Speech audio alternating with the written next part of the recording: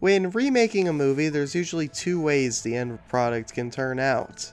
Either it is a retread of the original movie, basically the same in every way, but worse, or it puts its own unique spin on the source material and becomes a beloved film in its own right. Mean Girls paradoxically does both. Mean Girls, obviously, is a remake of Mean Girls. But what you might not know, because this movie was marketed so poorly, is that this film is a musical. It's actually an adaptation of the Mean Girls Broadway musical and features a lot of the same cast as the Broadway musical. For some reason, the announcement trailer for this movie does not, instead unironically using the phrase, "This isn't your mother's Mean Girls," which just comes off as so pathetic and how do you do fellow kids-ish. Now, there was a lot of things I liked about this movie, and unfortunately the worst part about it is the fact that it's a remake of Mean Girls. If the same team that made this movie were making its own thing and weren't beholden to the original source material, I think that they could have made a 5 out of 5 movie. But unfortunately, they're making a remake of Mean Girls.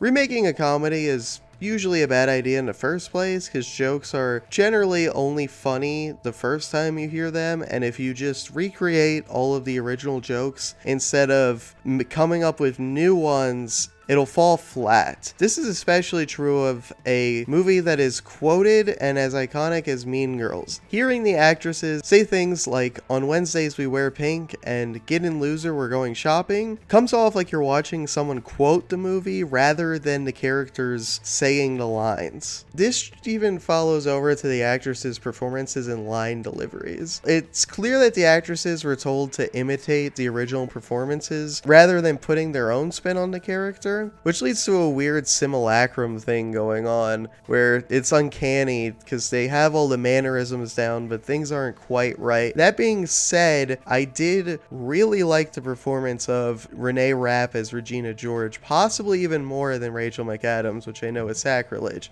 There were two performances that I really didn't like. One of them was Andrew Rice as Katie, who I thought was a little bit too, "Oh, I'm so quirky and nerdy," that I thought came off as annoying, which is more accurate to how the character is written than Lindsay Lohan's performance technically, but it's detrimental to us liking the main character as a protagonist.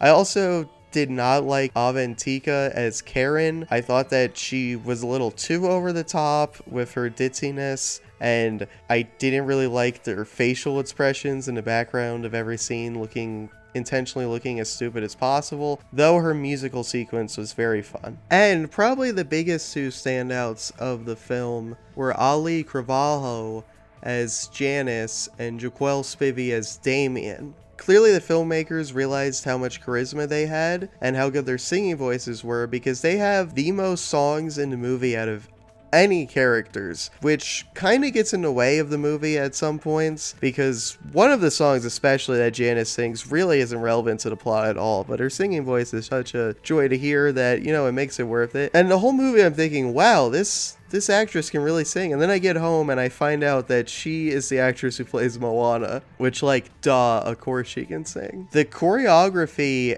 and the cinematography during the musical sequences in this movie are downright amazing. It's one of the best looking movies I've seen in a while. The camera work is so dynamic, and the routines are very fun. The combination of the both of them makes the musical scenes really stand out. Now, not all the songs are the best, some of them are just okay, but what's happening on screen is entertaining enough to distract you from some subpar music. As far as I can tell, this was the feature-length debut of the two directors, Samantha Jane and Arturo Perez Jr., and they deserve a lot of praise because I thought they did a very good job directing this movie. Anyway, onto the lines that they changed or omitted. Like I said before, nearly every iconic line is in this movie, and the only ones that were cut were the ones that had their scenes cut due to needing to make time for the musical number. There were 3 lines that I noticed were either cut or changed that did not have their entire scenes cut. The first is the scene where Katie goes over to the table full of black students and says "Jumbo" to them, thinking that they are African. The second is the "If you're from Africa, why are you light" line. And the third is they changed what Regina wrote in the burn book. Instead of writing "Regina George is the nastiest skank bitch ever, do not trust her, she is a fugly slut," she just writes "Regina George is a fugly cow." The only reason I can think of for these changes is they thought people might be offended, which is very strange to me because I don't see anyone being offended by this.